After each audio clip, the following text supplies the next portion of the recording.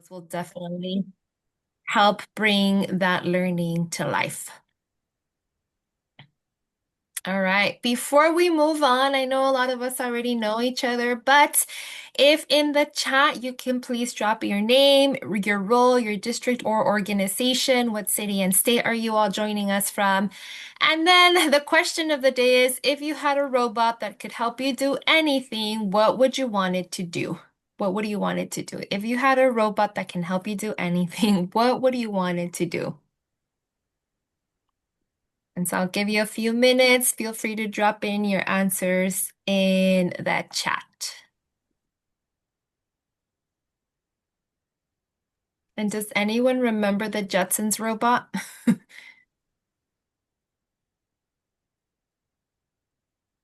In Spanish was called Robotina. Robotina? I didn't know that. Robotina.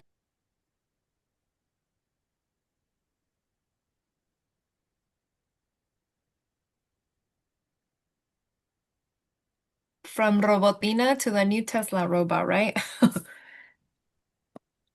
Thank you so much for participating, Lisa. I see you would want your robot to cook for you. Yes, that sounds like a great idea to me also. Support with cleaning your home. Yes. I know I was thinking about this one and I was like, would I go for cooking or cleaning? I don't know. Maybe cooking. I'm not so great in the kitchen.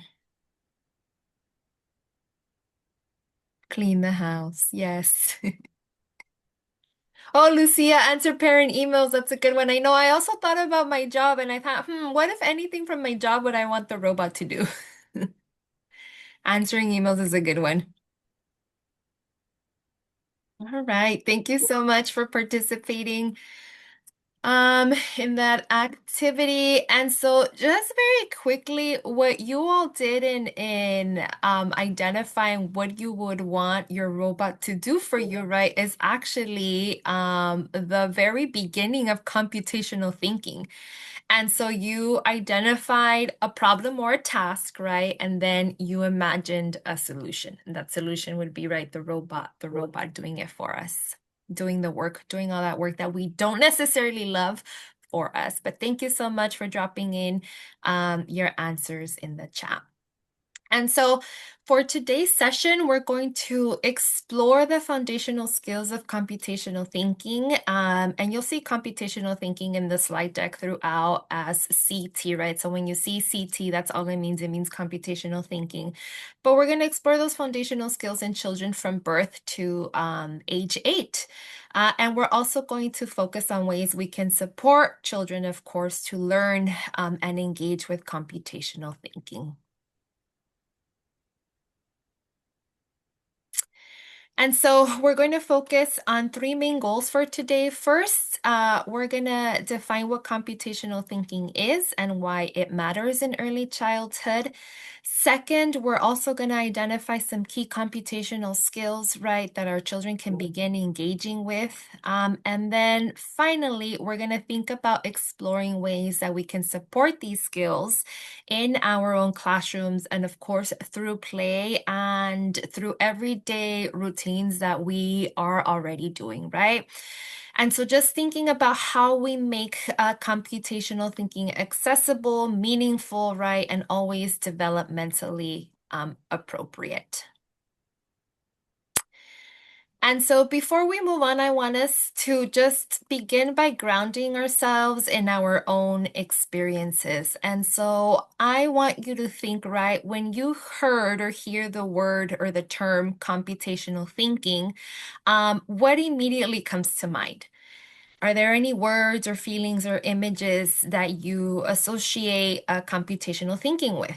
And also, I want us to think about whose experiences do we usually connect to computational thinking or computer science? And also, just as important, right, whose experiences might be missing?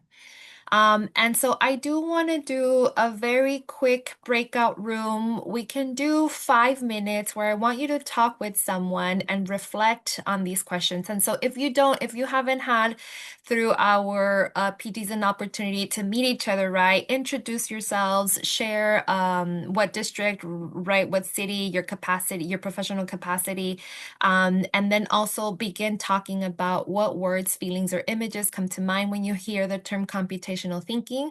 And then also think about, again, whose experiences or identities do you typically associate with CT or with computer science? And think about, are there any experiences or whose experiences might be missing, right, from this conversation?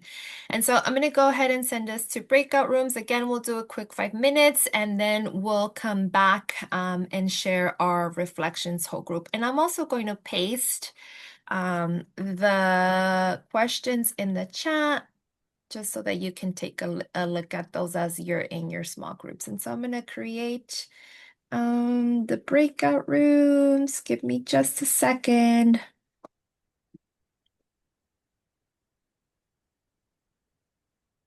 All right, it looks like everyone made their way back. Thank you so much for engaging in dialogue with your small group. Before we move on, just inviting anyone, if you want to share, right, what came up in your conversation, if you want to share your own thoughts, right, about what you feel or what images come to mind when you hear the term computational thinking. You can also feel free to drop it in the chat or if you want to go ahead and unmute. And then before I send you off to breakout rooms, I forgot to remind you all that this is a safe space, right? And so I personally, right, when I first heard or knew that we would be engaging with computational thinking. I felt super intimidated because my knowledge of computational thinking I thought was very limited. And so just being transparent around that and also reminding everyone that we're all here to learn and grow together, right? And so just highlighting that. If you don't feel like you're an expert in computational thinking, that's totally okay. That's why we're here together to grow and learn through each other. All right. So, inviting anyone who wants to share any initial thoughts around the term computational thinking, any feelings, or you can also Tornado. drop it in the chat.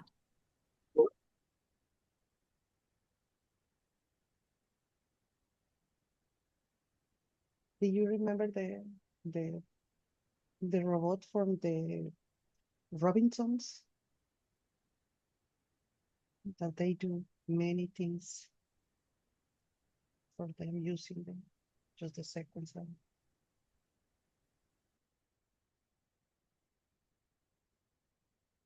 Thank you so much, Laura. Lucia, I heard you say mental math, or heard you say, see it in the chat, mental math. Laura, you shared about the robot that came to mind. Anyone else before I move on? I just want to make sure I give everyone space and time. Sequential thinking. Thank you, Laura.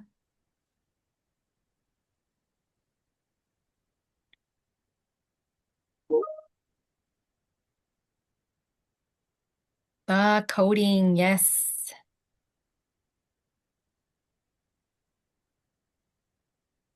Good. Did anyone talk about whose experiences or identities do you usually associate with CT or computer science, right? Or whose experiences might be missing? Like if you picture someone in computer science or engaging with computational thinking, right? What are you imagining?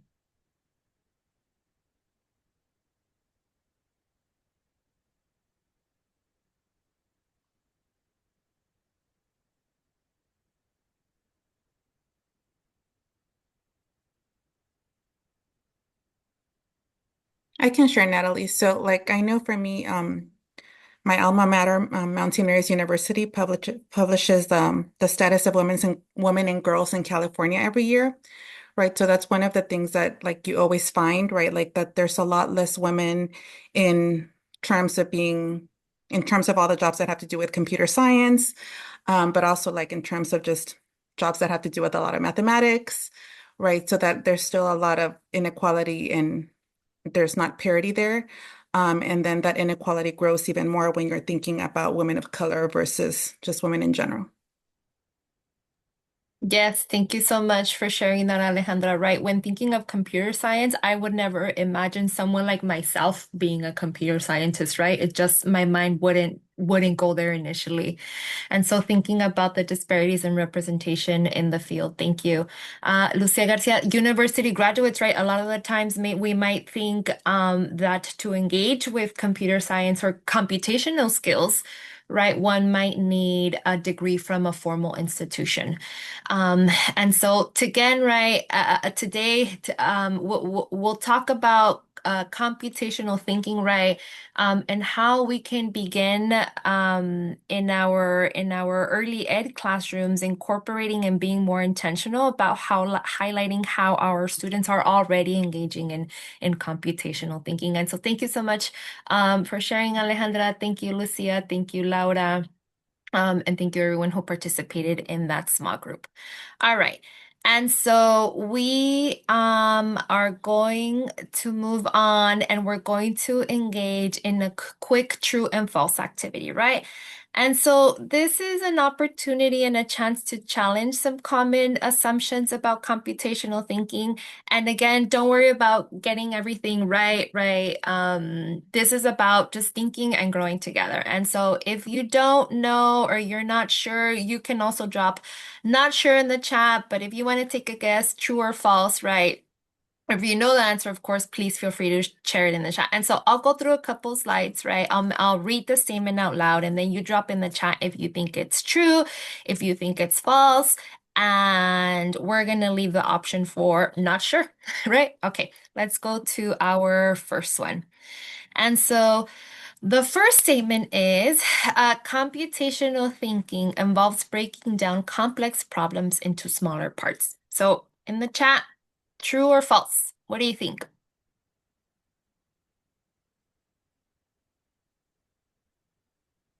True, true, true, true. Yes, yes. So everyone said true, and you're absolutely right. And so computational thinking helps us take big complex ideas, right, and break them down into smaller, more manageable pieces. And that's what makes problem solving more effective, right? When we approach huge, giant, complex problems that might be overwhelming, part of computational thinking means breaking down those problems into smaller, more manageable parts.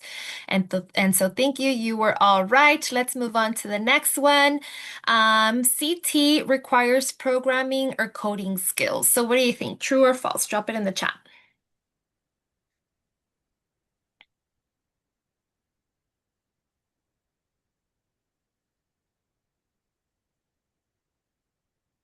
I see some false, a yes, and let's see. So actually, it's false, right? This statement isn't true. And so computational thinking can include programming and coding skills, right? But it doesn't require them.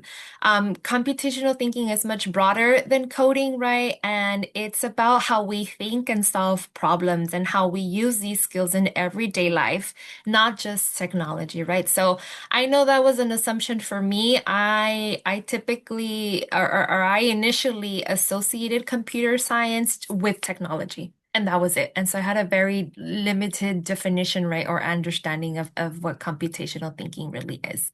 All right, thank you so much. Let's move on to the next one. And I think I just gave it away, but CT is only used in technology fields. True or false? What do y'all think? What are y'all thinking? Good, false. Yes, you're right. And so this statement is false. CT skills are applicable across many different fields and many different disciplines, right? And people of all ages, cultural backgrounds, languages, and abilities can learn computational skills and use those in various contexts. And so remember that computational skills apply everywhere. We see them in classrooms, at home, and even in our daily routines. And so just highlighting again, emphasizing that computational thinking is for everyone, not just limited to those in the technology field. All right, y'all are doing amazing. Thank you for participating. And so next statement, CT involves spotting patterns and connections. True or false?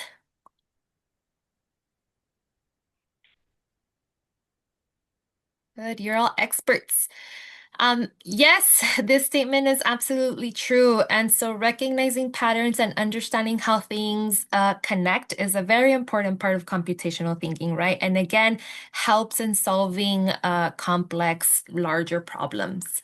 And so just alone, right, the ability or the skill to recognize patterns helps us in making predictions and solving problems and understanding how things relate to each other. All right, we got two more statements. CT includes creating a step-by-step instructions to solve problems. So does computational thinking include creating step-by-step instructions to solve problems? What do you think, true or false? Good, all right. And so this is true. It is a component of CT, right? And so creating step-by-step instruction does include, right, or is included in computational thinking. And so being able to create clear steps, or what we might sometimes refer to as an algorithm, is a key part of computational thinking and solving problems efficiently. All right. Next statement, and this is the last one. CT is a single skill that is learned once. What do you all think, true or false?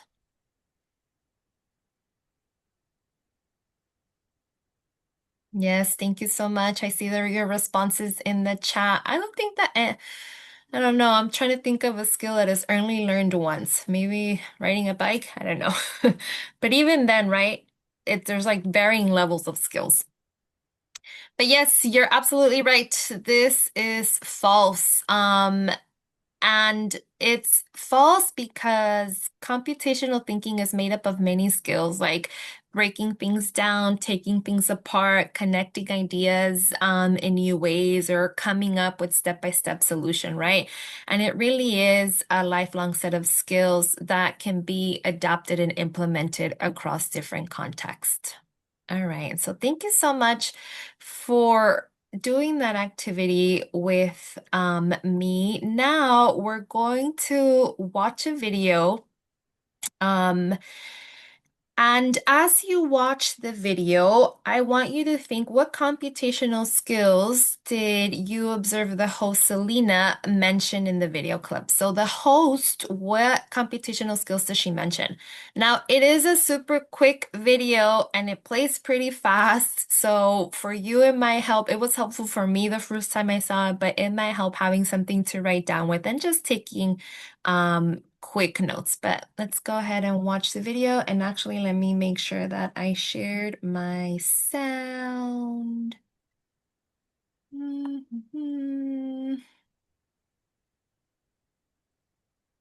I might have to stop sharing and reshare. Give me just a second.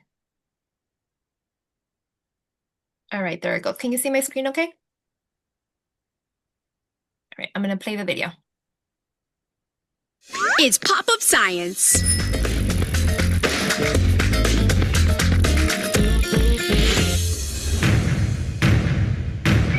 It may not look like it, but I'm using computer coding techniques. Computer coding, like making a sandwich, involves following a series of steps in a specific order. Start with the bread, add the peanut butter, and then the jelly. There are a lot of fun ways to practice coding. Okay, let's create a special handshake. Yeah. High five. Fist bump. Elbow tap. Let's write down the code. Yeah. High five. HF. Fist bump. FB. Elbow tap. ET. HF. FB. E.T. Let's change it up. Yeah. In coding, sequence matters. Changing the order gives you a different handshake. FB, FB. ET, HF. You can expand the code by adding additional steps. Let's add a finger snap. FS, FB. E.T. HF. FS. FB. E.T. HF. FS. You can create a loop by repeating the sequence, like making multiple sandwiches. FB. E.T. HF. FS. Exploring sequencing prepares kids for a future with technology. Coding is delicious.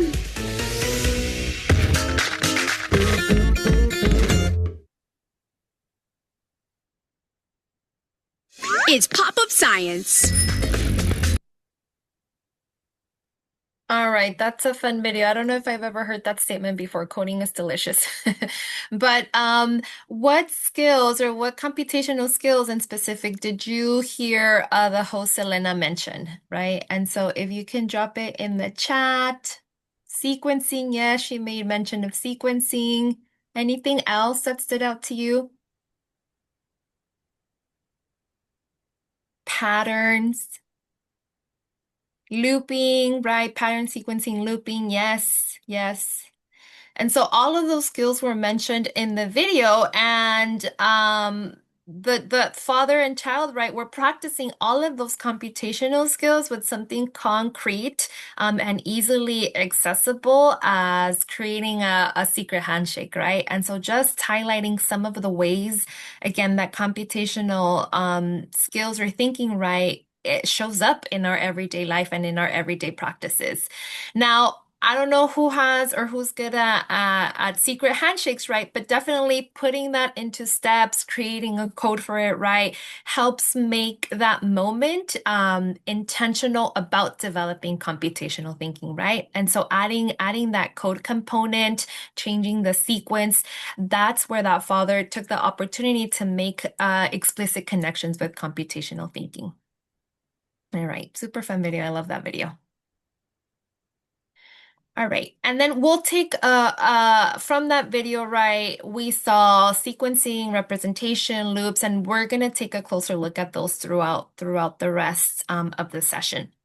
But so far, we've discussed what computational thinking involves and might look like, right? And so now I want us to explore the definition of CT.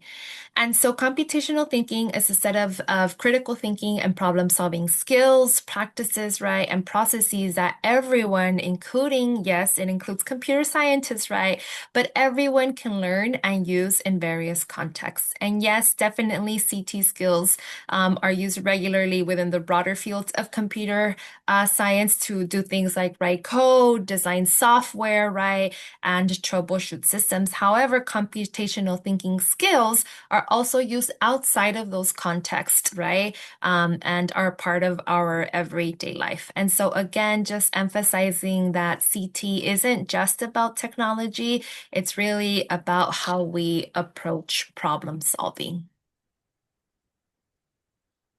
All right.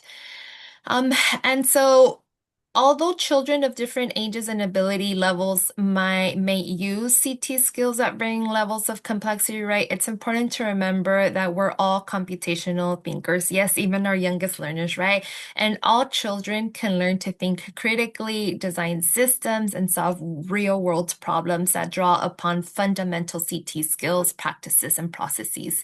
And so again, our role as educators is to recognize those moments and then intentionally support and extend them, right? And we'll go through some examples of how you can do that. All right. And so now that we've explored the definition of computational thinking, seen some real world examples of computational thinking or how it shows up in our everyday life, right? Let's dive deeper into specific computational skills that young children can learn and develop. And so I'm going to drop this link in the chat for everyone. And basically, let me see if I can share the handout. That's a link to the handout that outlines computational thinking skills in early childhood. So feel free to open that up. That's also included in your participant folder, right? And as you look at that, just keep in mind that there are several different frameworks in the field to describe computational thinking skills in early childhood education. And although those frameworks differ in their language and scope, right, they all target very similar computational skills, right? And so in this session, we're going to focus on these 6 key CT skills that young children can learn and develop. And so the first one being algorithms and sequencing, pattern recognition, decomposition and modularity, abstraction and representation, testing and debugging, conditional logic, and loops. And so as we go through today, right, think about how these are not isolated skills, right? But they're very frequently working together and show up together. And so children might be engaging in noticing patterns and problem solving and giving instructions all at the same time. And so I won't send us out into breakout rooms, but I do hope that you were able to open the handout. I find the handout super helpful because it gives us examples of everyday life, right? And so for algorithms and sequencing, it defines it, but then it also tells us that a step-by-step morning routine, right, is an example of how algorithm shows up in our everyday life. Or identifying the order of steps for brushing your teeth, right, is sequencing. And so I'll put a timer, I'll give you 3 minutes to look through the handout, and then we'll come back and talk about it a bit. So I'm going to go ahead and mute myself, take your time, look through the handout, and we'll come back and reflect.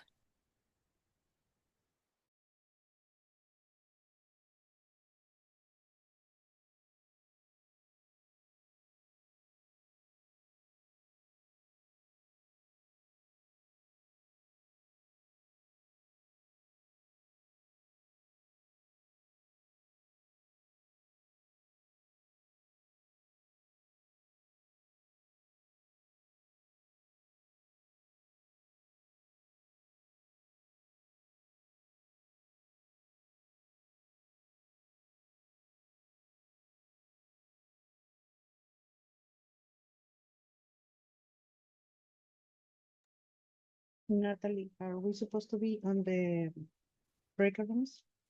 No, I just said 3 minutes Just to time. look over Okay. the handout. Yeah, it's just a couple of us, so it's okay. We can stay in here.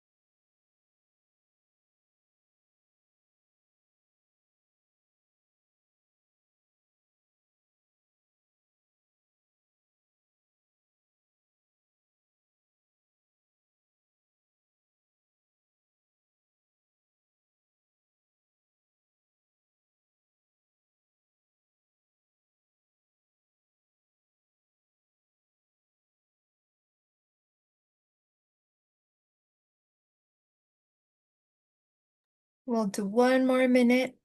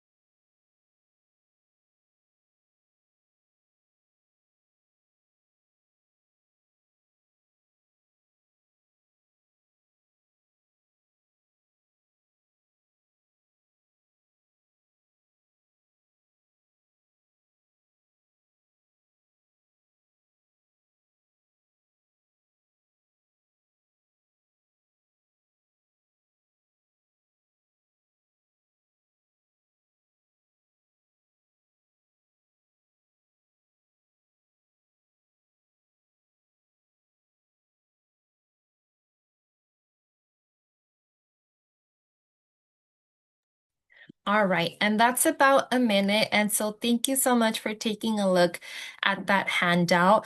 Now that you've taken a look, I want us to think about, right, was there or is there one CT skill that you use, right, in your everyday life? And that can be your personal life or your professional life, but can you identify one CT skill and connect it to an everyday experience? And so you can think about that, or you can also think about, right, how might you extend or expand activities that you're already doing in your classroom or in your professional context to involve more or different CT skills. And so you can go ahead and unmute and share an example, or you can also drop it in the chat. And so what is something maybe that you're already doing in your everyday life that you can connect to a specific CT skill? Let me go back to the slide deck so we can see those. Or what are some practices that your students are already engaging with in your classroom, and how can you expand and build on those activities to involve more or different CT skills? Algorithms and sequencing. Thank you, Maria Jaramillo. Thank you so much for sharing. I'll give you just a couple more seconds to think about what are you already doing, right? That you can connect to a specific CT skill.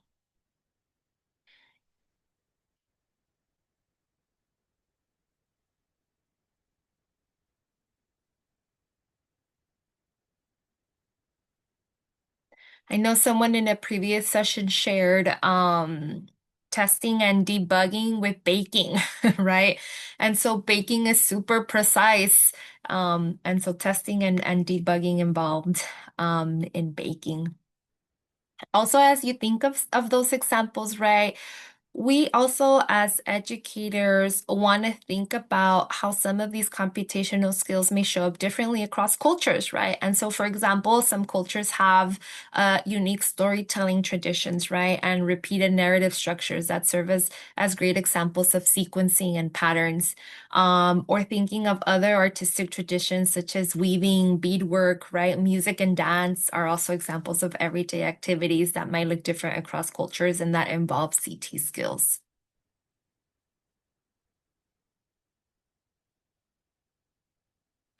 Also thinking of maybe your favorite holiday, right? Your favorite holiday of the year, and what are the steps you take to preparing for that holiday? Testing and debugging every day. We're constantly problem solving. Yes. We're using loops with attention getters, etc. Yes. Conditional logic and loops, building with Legos. Yes. Thank you all so much for sharing those.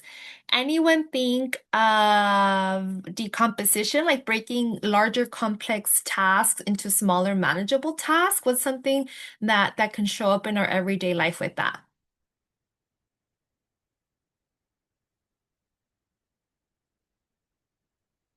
Maybe the first thing that comes to mind for me is maybe planning a vacation, right? We're going on this vacation. Now, these are all the tasks that I have to do in order to plan a great vacation. Giving student directions, yes, absolutely. Good, good. Thank you so much for sharing. All right. I'm going to go ahead and move on. And now we're going to think about how children develop computational skills across the ages, right? And so the development of computational thinking begins very early in life as children explore their environment and begin to make sense of the world around them, right? And so for infants and toddlers, they can begin to identify patterns such as repeated structures. And so, for example, a nightly bedtime routine, right? Or thinking in a conditional way. For example, if I push this button on a toy, it will make noise. Something will happen, right? And so, as children develop, they'll engage in critical thinking and reasoning as part of their everyday routines and play. Even though it might not appear or look like it, right? They are engaging in critical thinking and reasoning when they're pushing, for example, buttons on a toy.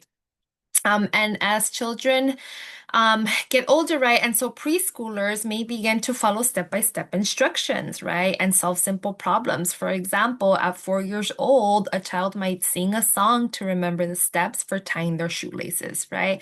And so thinking about following sequence and steps needed, right, to be able to successfully tie your shoelace. For early elementary children, they learn to solve more complex problems and follow multi-step directions or instructions, right, to complete tasks. For example, they may follow an algorithm or a step-by-step process to add or subtract numbers. And so what this does is reminds us, right, that computational thinking isn't something that we have to wait to introduce later when students are older, right?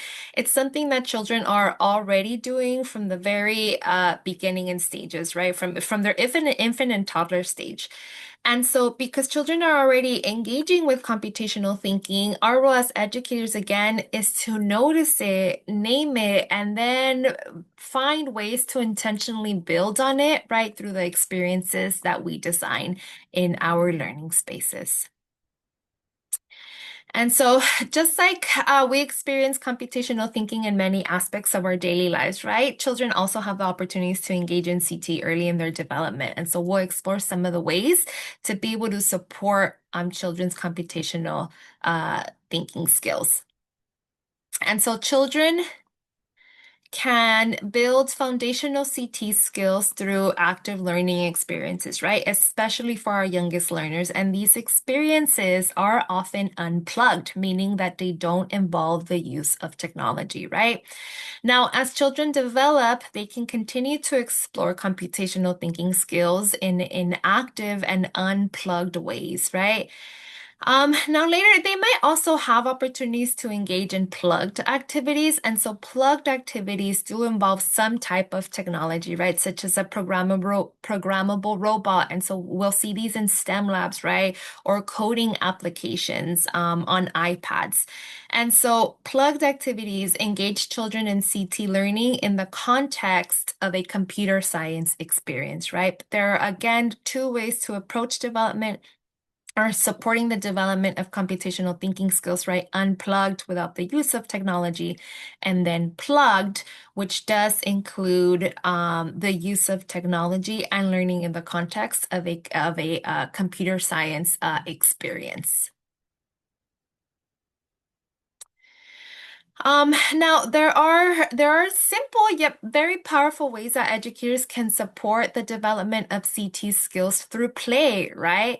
And these things include such very typical and popular games like Simon Says, right? Or Red Light, Green Light.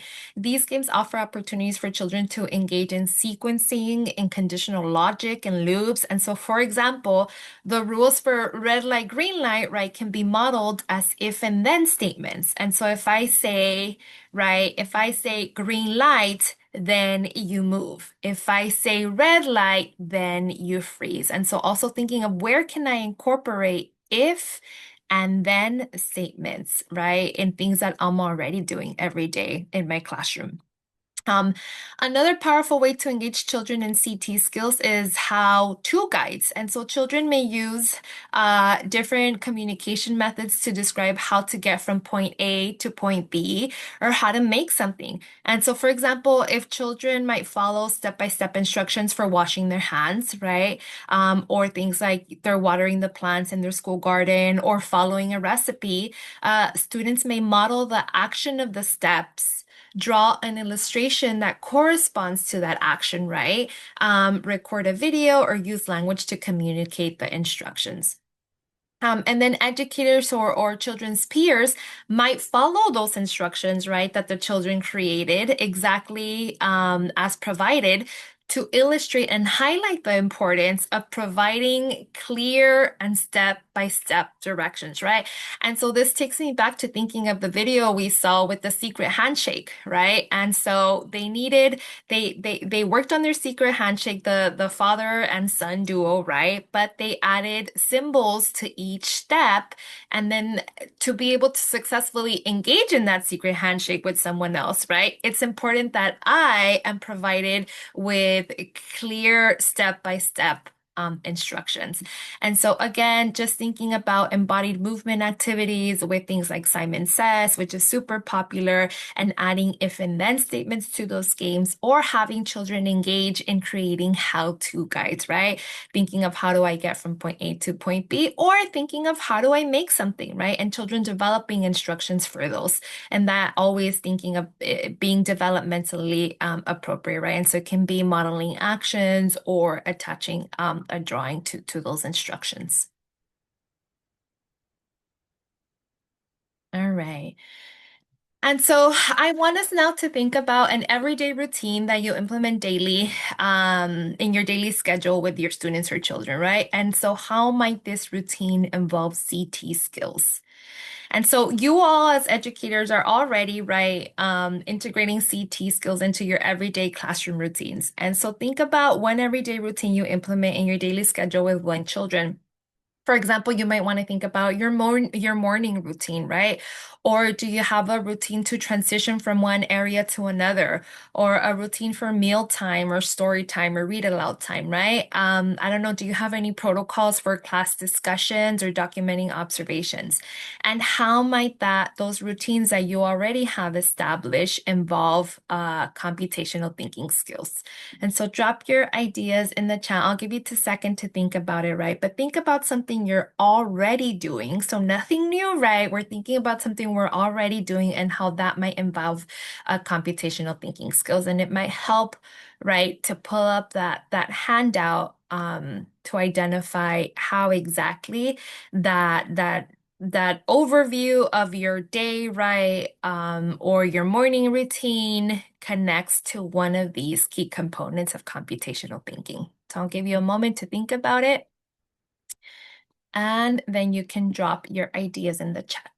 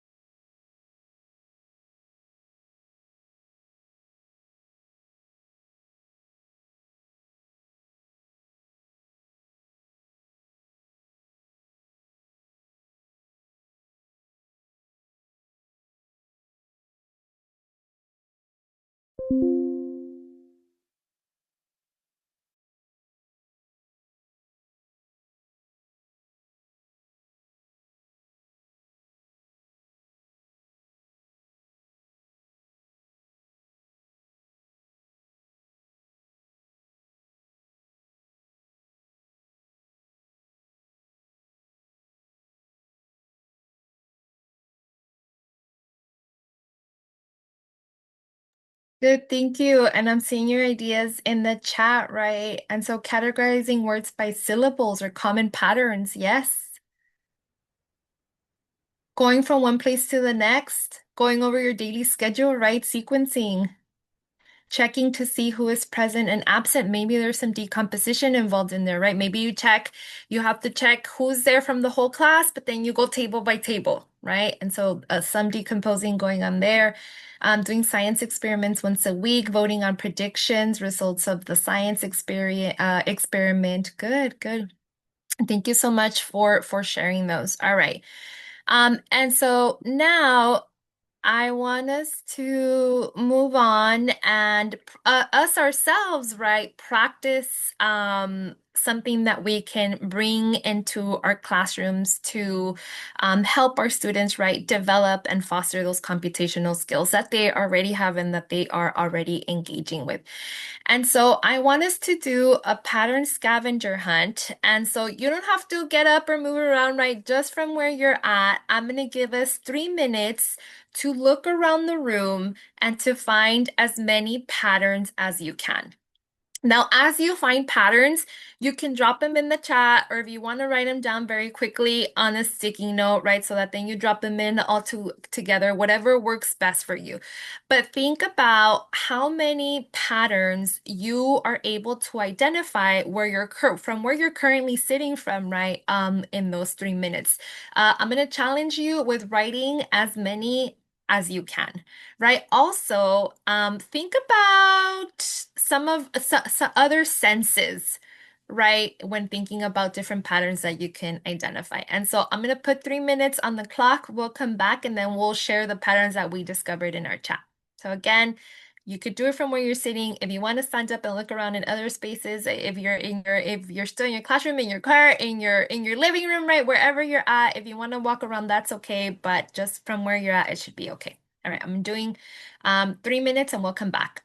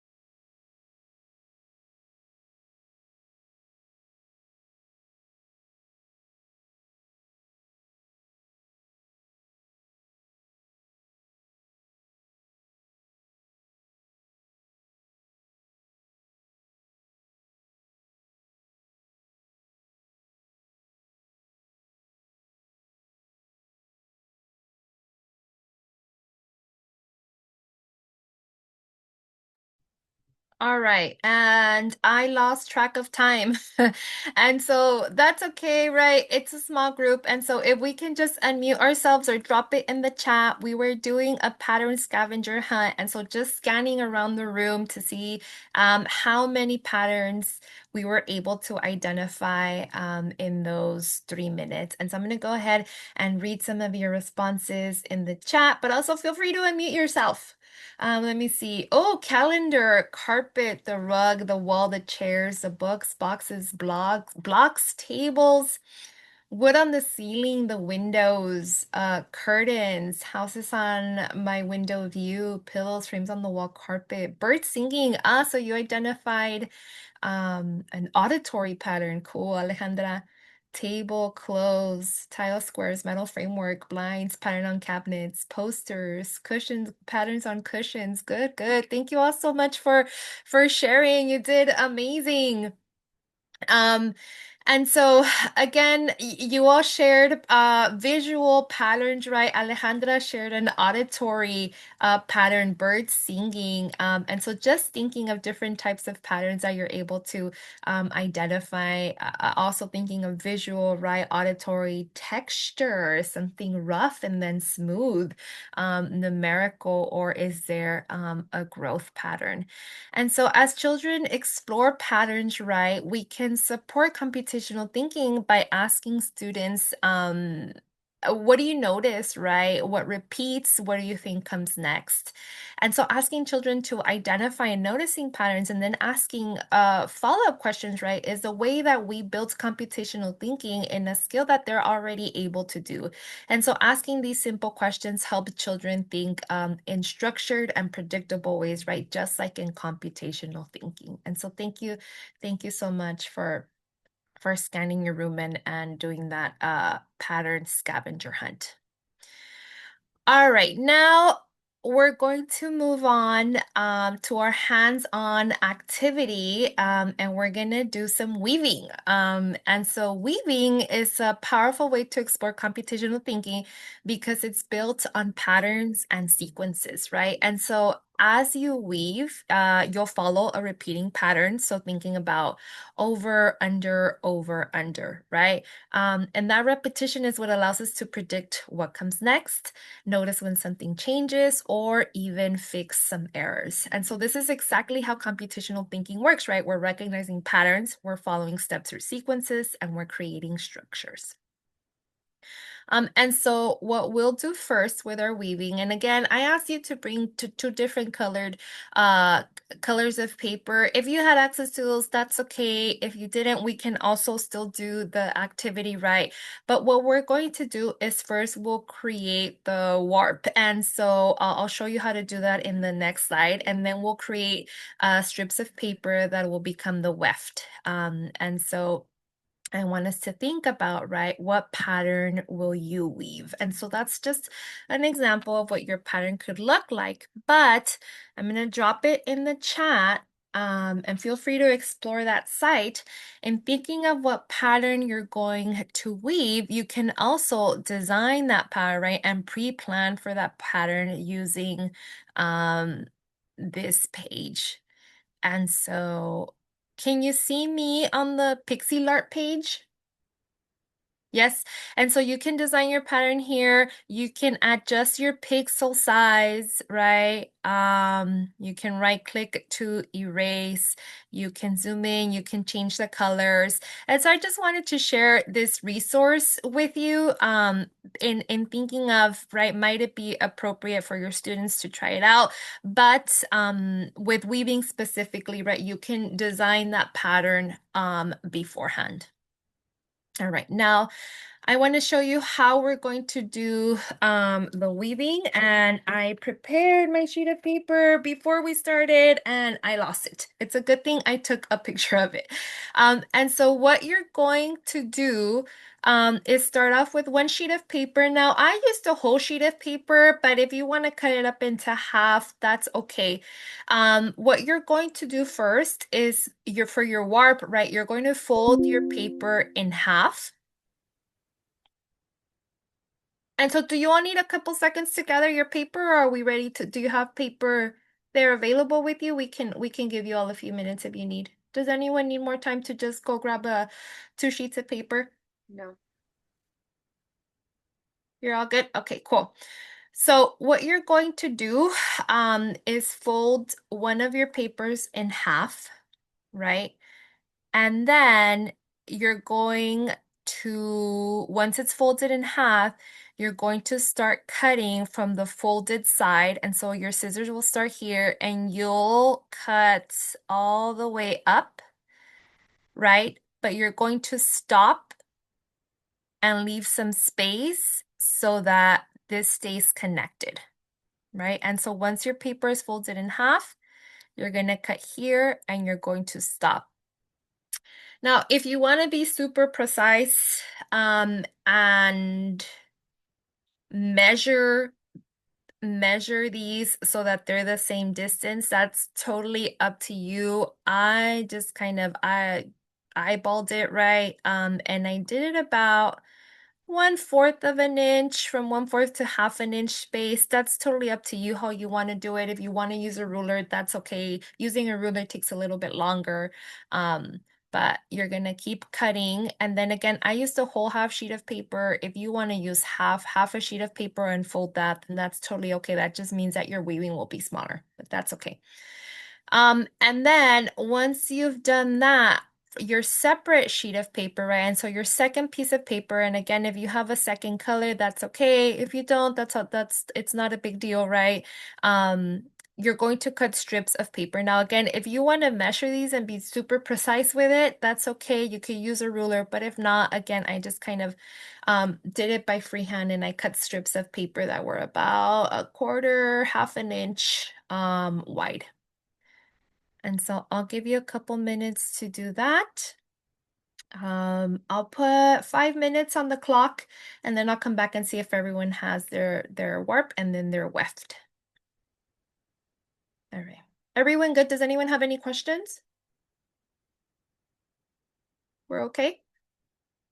Okay. So we'll do that. And then once you have your materials, right, we can come back and I'll show you how you're going to do your weaving.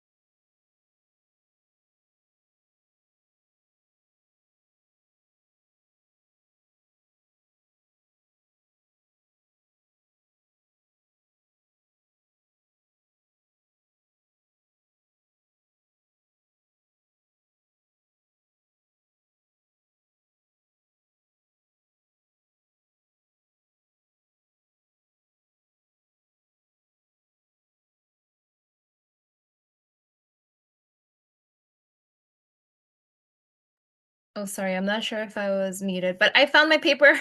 And so this is what it should look like, right? And so you fold your paper in half, you cut from the folded part up, and you leave a space, don't cut all the way through, and then this is what it should look like. I just went about halfway to my paper. It's totally up to you, depending on how big you want your weaving design to be. You can do your whole paper, right? Or you can cut it short. Totally up to you.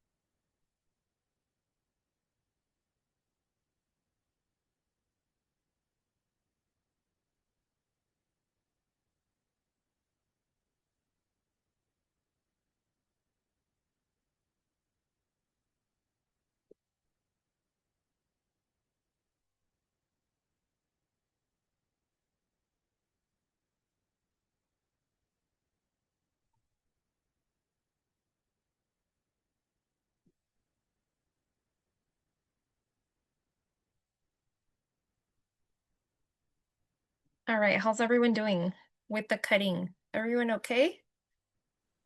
Oh yes, the black paper. Sorry, I just saw the message. I was trying to read. So your paper will look like this, right? You'll fold it in half. Oh, you're super quick, Maria. So your paper will look like this. You'll fold it in half, and then you can also take a look at Maria's. And so once it's folded in half, you'll cut from the folded side. This makes more sense. From the folded side up, and you'll leave space here. Don't cut all the way through. And then you're also cutting your individual strips.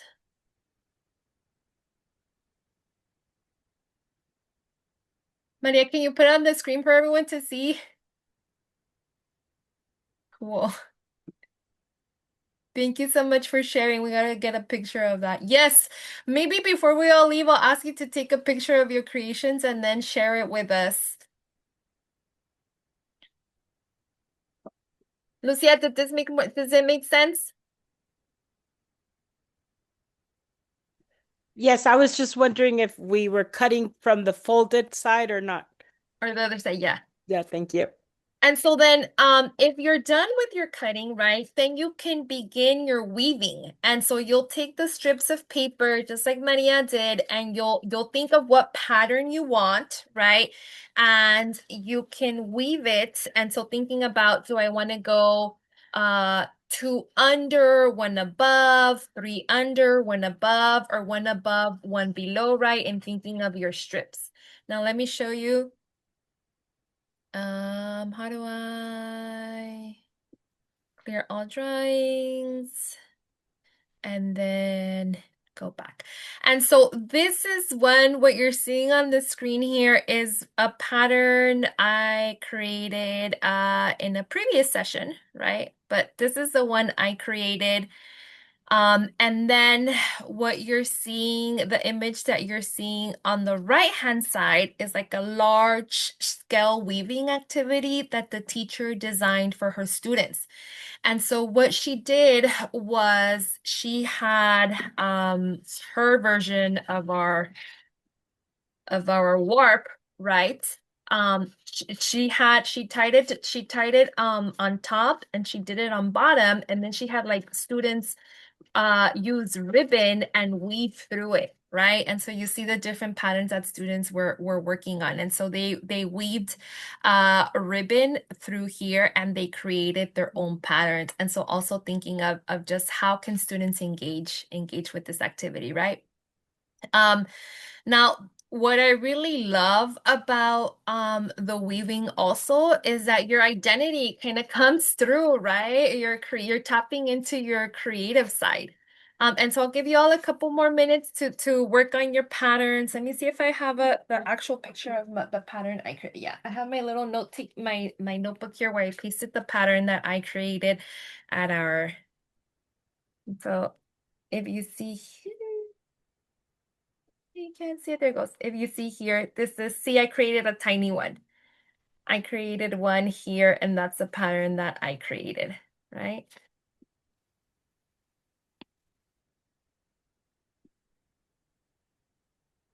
And so I'll give you all a couple more minutes to continue working on your patterns.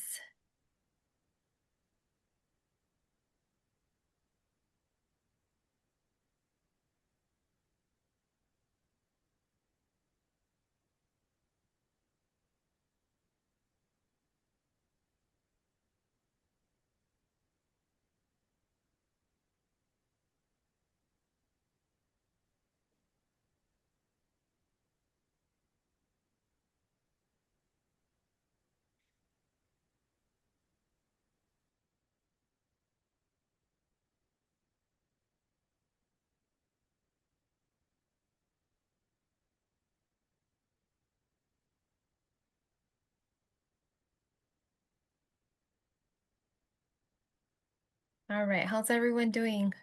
I kind of want to see your progress. I can't wait. And then also, if you don't have different color paper, that's okay. You can do it with only white paper or line paper, right? The point is, or I hope that just the idea of it, right, is helpful. And not only us exploring with patterns, right? But thinking about how we can bring this activity back to our classrooms. And see, this is another example of one. This one's really intricate and good. And so lots of creativity here, right? And not only creativity, but also thinking of what are some of those computational thinking skills, right, that we're tapping into when creating a weaving project.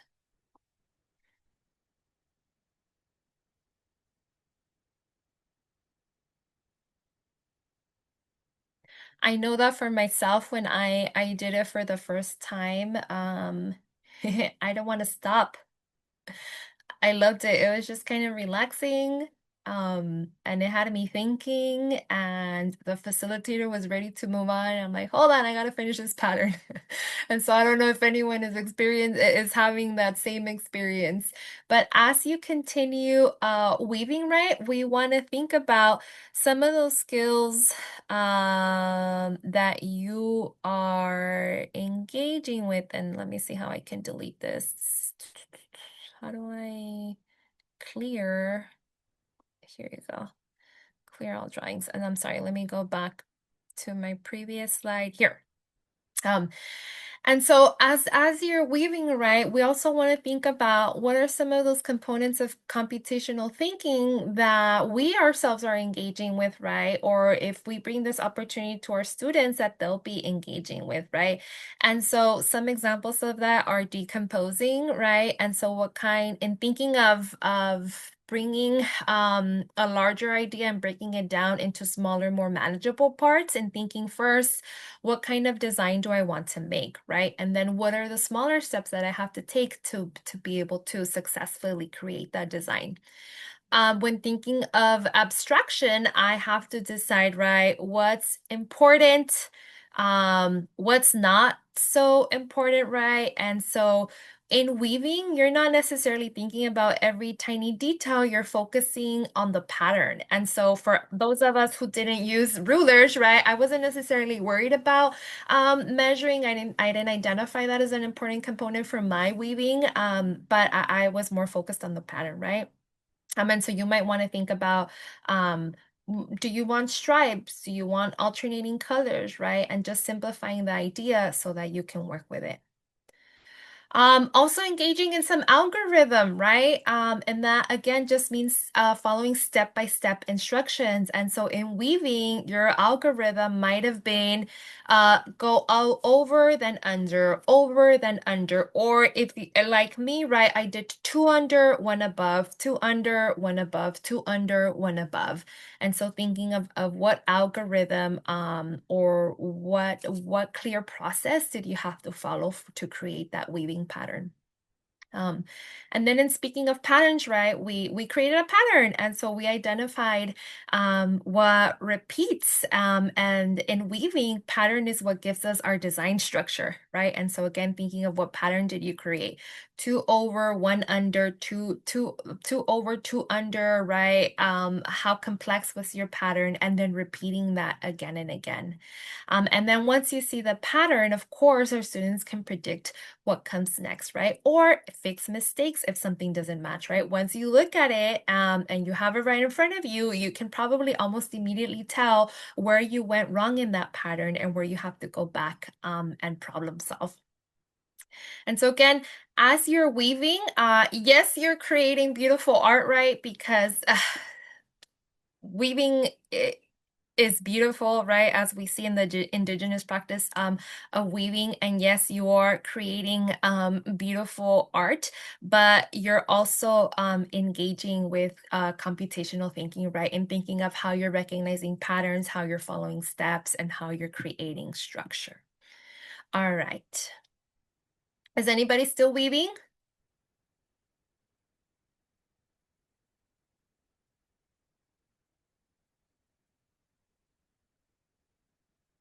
All right, I'm going to go ahead and move on for the sake of time, but if you're loving the weaving, please don't stop. You can weave and listen. That's totally okay with me. Oh, we have one. Thank you so much, Lucia, for sharing. Yours is nice. Good. So, Lucia, was it relaxing at all for you? Not really, because I'm like in a weird position kind of deal. But Yeah, you're I like, could see how it could be a relaxing activity. I mean, it could be right for some people, but definitely got us thinking, right? It got us thinking of our design. Yeah, I think also for Earth Week this week, I could bring in like extra pieces of scrap paper and show the kids how with that we reused it. Yeah. I love it. I love the idea. Thank you so much for sharing it. Yeah, right. Using different pieces of scrap paper.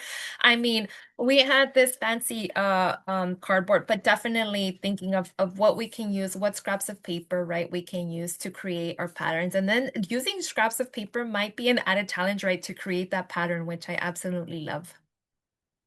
All right.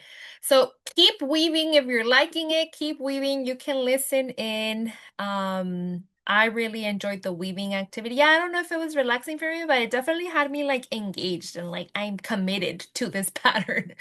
All right. And so now we're gonna move on to another activity, right, that you can create and design for your students to engage with computational thinking in your learning classrooms. Has anyone seen or heard of hex bugs? They were super popular. I have 21-year-old brothers and sisters, and I remember them being about 9 and 10, and they were obsessed with hex bugs. And so they've been out for a couple of years. I remember we used to drive like to multiple targets to get the ones they wanted. And so popular back then. I don't know if they're still popular now, but definitely something cool that we can bring into our classrooms so that our students uh, engage with computational thinking. All right. And so I'm going to show you um, how we can design a learning center, right, using hex bugs. And so we would want to start with providing an opportunity for students to play, right? And so sometimes we jump into directions first, and that sometimes is appropriate, right? But we can also think of when can we find opportunities to invite students to just explore. And so we might say for students in our Hexbug Center, take a moment to observe the Hexbug, right? Move it around, watch how it moves. What are you observing? And as they're engaging and exploring with the Hexbugs, you can think and ask questions like, tell me what you see. What do you see the Hexbug doing? Is it moving in a straight line? Is it bouncing? Is it turning, right? And this is the moment where computational thinking begins because right, they're engaging in curiosity and observations. And as students continue watching the heads bugs, right, we can guide them to start noticing patterns by asking things like, does it move in the same way each time, right? Like, is there a pattern to its movement, or what happens when it hits something? And then from there, we can support students making predictions with thinking, where do you think the hex bug will go next? Why do you think it'll do that, right? Why do you think it'll go there next? And then this is how students can begin using patterns to observe predictions, right? And again, this is all students engaging in computational thinking. After that, we want to shift from observing to designing, and now we can ask, right, students, where would you like the hex bug to go, or what do you want the hex bug to do, right? And even though students won't program, like you turn on a hex bug, it just goes. I'll show you a video in a couple of minutes. They won't program the hex bug directly. We can guide them to design an environment for the hex bug, right? And so we might say, like, can you build something like a wall or a maze to change and to direct in what direction the hex bug will go, right? And this is engaging students in a type of pre-coding. And so students are thinking like programmers by having to create the conditions, the maze or the pathway, right, to get a desired outcome. And so as students engage with the hex bugs, right, we can support them through these stages, right? They're observing, they're noticing patterns, they'll make predictions, and then they can design solutions. And so just again, thinking about how we can see or experience computational thinking in action. And so I will show you a video of an experience, right, in a Hexbug Learning Center that we had the opportunity to engage with last summer. And so again, just thinking Before, sometimes when we think of computational thinking, right, our brains jumps to computers and coding immediately, right? But we want to think that before coding on a screen or with technology, right, we want to provide experiences for students to experience, right, how systems respond. And so through a Hexbug Learning Center, they can think and learn about what can we design, how can we test, right, and control the outcomes that we want. And again, this is thinking of early foundations, right, of robotics and computer science. So I'm going to go ahead and play the video for you.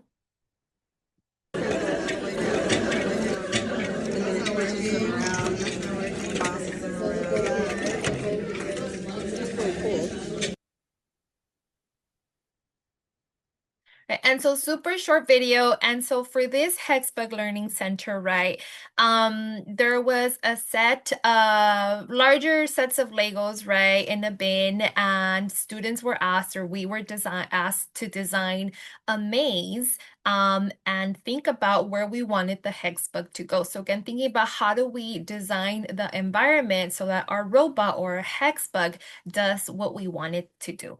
Now, that was sort of more open-ended, right? But there was also, if you see here on the right hand of the screen, the image had a guide for students to create that environment. And so they had to replicate the environment, right? And then the goal was to get the Hexbug to the identified endpoint. And so they had different variations of the mazes, right?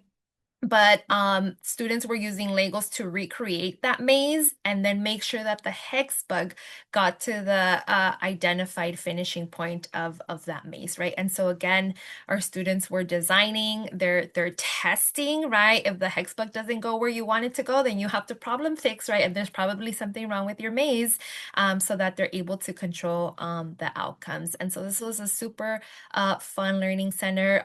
Earlier in the email we sent out last week, right? We mentioned that you would be receiving a $50 gift card. I'll give you more details about that in a couple of minutes, right? But that gift card, right, can be used to purchase some of these materials if you'd like. And thinking of you need these materials, you need to make some purchases, right, to be able to bring this back in your classroom.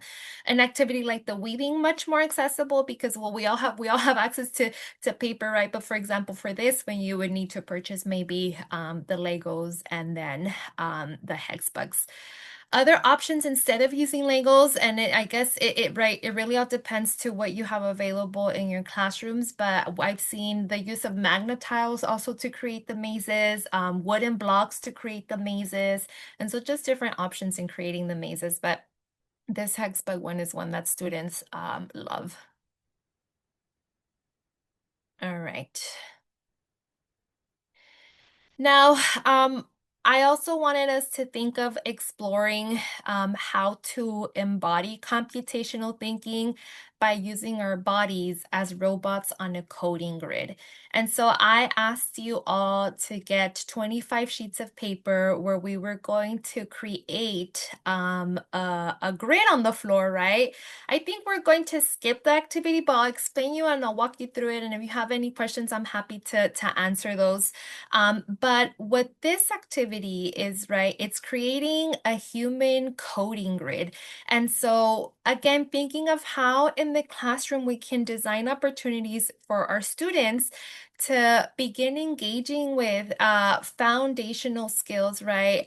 Pre-coding using a device or technology, right? Like how do we provide an embodied experience so that they begin to develop conceptual understandings of things like coding. And so in a classroom, right, students would begin by creating a 5x5 grid on the floor. And I just did 5x5 because I thought it was a reasonable size, but you can change this, right, depending on your learning space and the space you have available for students to use. But a sheet of paper, right? You could use a sheet of paper, and each sheet of paper represents one step. And so once you've created your grid, and again, this can be designed totally up to what you have available or access to. I did 5x5 just because I thought that was practical and big enough, right, for the purposes of this activity. But then you have one student take on the role of the robot. right? And then another group of students, or just one other student, right? Again, depending on what works for your classroom, act as a programmer. And so then students would then practice giving clear step-by-step directions, right? Using commands like, you move forward, move one step backward, or take one turn to the left, take one turn to the right, right? And what they're doing, or the programmer is doing, is guiding the robot to a specific location on the grid. And so through this process, right, students experience what it means to create a sequence of instructions to test them out, right? Let me see. I came up with 4 instructions, and with these 4 steps, I intended to get you to this landing spot. If I give you those 4 steps, did you actually land on that spot, right? And so they're testing out their instructions, and then they're going back and revisiting and adjusting if needed, right? And so all of these are aspects of computational thinking. I've seen in spaces like this, right, the programmers or the student providing the instructions, they can use coding or movement cards. And so I've seen some that are available for purchase online or come with other programs, but you can totally also design your own. Also, I want to reach out to our support at CPE and see if there's a resource that we can already use for the movement cards, right? But again, the programmers could use the coding or the movement cards, place them in order, right, to build their sequence before the robot moves, and then the robot has to follow those instructions exactly as they were laid out. And so again, this type of activity just allows students and children to plan first, right, to test their thinking, and then also physically experience the sequence through movement, right? And so just again, thinking of ways that we can support an embodied understanding of computational thinking, right? I know that, oh, and I wasn't showing you my slides. And I know that here were the instructions for creating a human coding grid or moving like a robot. And I'll go ahead and share my slides as always at the end of the presentation. But these were the coding cards that I was talking about, right? And so again, just thinking of ways that we can help build conceptual understanding of things like coding, but also provide an experience where children can play with the concept, right? And physically experience the concept before moving into an activity with robots. I've seen some super fancy STEM labs that have robots, right? And if you have access to those, then that's great. That's amazing. You might want to think of incorporating an activity like this, right, before students jumping into using just a ton of different types of robots, right? If you have them available and if you have access to something like a STEAM lab in your classroom or your school. Now, if you don't, right, this is still a very manageable activity that can get students again intentionally engaging with computational thinking. And so I've also seen like teachers use like a large plastic material, kind of like what would be a waterproof covering, and they use masking tape to create the grid, right? And so teachers get super creative with this. I thought a super manageable and quick, easy way was to just put paper on the floor, right? And students have to move with the paper. Now, depending on how old your students are, right, that paper might end up all over the place, but if you can use something to mark the grids, it doesn't have to be paper, right? But just thinking of how can I create a spot where students are able to give instructions, right? The programmers are able to design instructions to get the robot to a specific landing spot, right? And then the robot has to follow those instructions, right? To be able to get there. All right, any questions on this activity, on the move like a robot activity? Again, when we practiced the activity, we had movement cards like the ones you see on the screen that we're using for this human grid activity, but those were a part of movement cards that came with a robot. And so I went online and there's some that are like on places like TPT, but I'm going to ask our CPE support person if there are movement cards that we can download or if that resource already exists for CPE. And I'm happy to upload that on the shared participant folder for you all to use, right? And if not, they're not super difficult to create. Maybe if they don't have anything, maybe I can help creating those, right, that are printer ready. All right. Any questions before we move on? Is anyone still working on their weaving? Just out of curiosity. No, all right.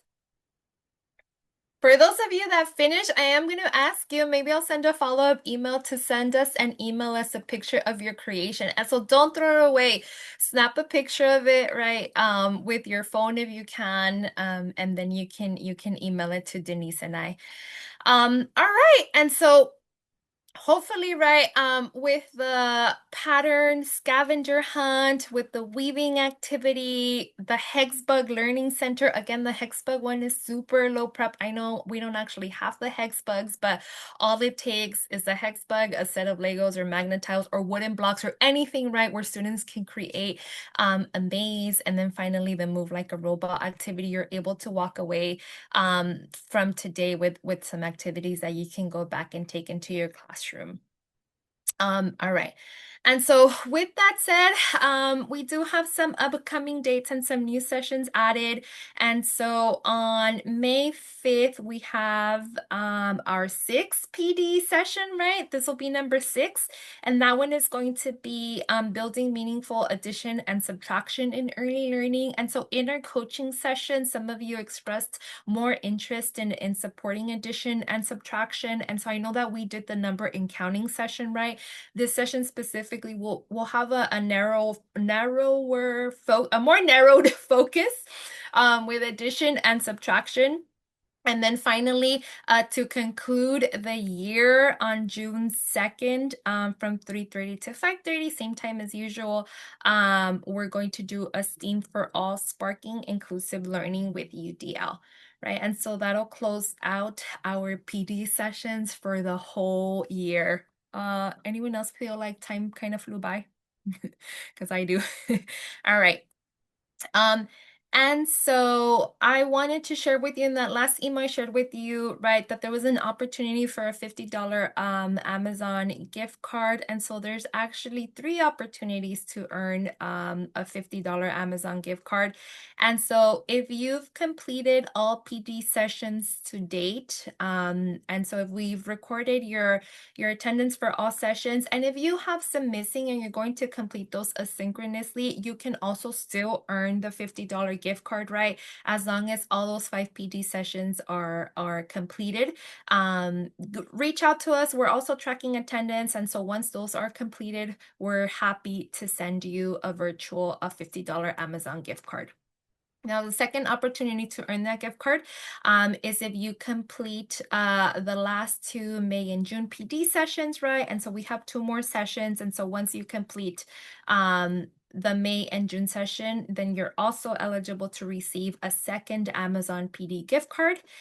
And then the third opportunity, right, is when you complete all coaching sessions. Now, I know our coaching sessions, there might have some of you have reached out and have shared that you weren't able to attend the ones that were previously scheduled. Denise and I are working on scheduling individual sessions if necessary. And so once you've completed a total of 3 coaching sessions, right, then you're also eligible for that third Amazon gift card. And so hoping that's good news. Maybe for the hex bugs or the Legos, right, that you need, or just thinking of what materials, right, would support in bringing some of this learning back into your classrooms that you could hopefully, right, purchase with your Amazon gift card. All right, and then that's it for today. If you can all please support with sharing your feedback and filling out the form. I'm about to drop the link in the chat. Oops, let me see, sorry. There it goes. Oh, sorry, I just saw Denise, you put it. Thank you so much.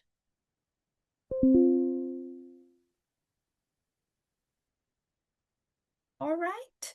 Well, that's it for today. Yay, we never finished early. And so we made it 15 minutes early. Thank you all so much. Again, don't throw away your designs. We wanna highlight your work, and so you can take a quick picture of it and email it to us. And we'll also send some email reminders with your asking you to send us to share a pic, right? If you're willing, of your weaving work. We'll send over reminders for the save the dates for the two PD sessions left of the school year, and then we'll also send a recap of the Amazon gift cards and how you're eligible to earn those.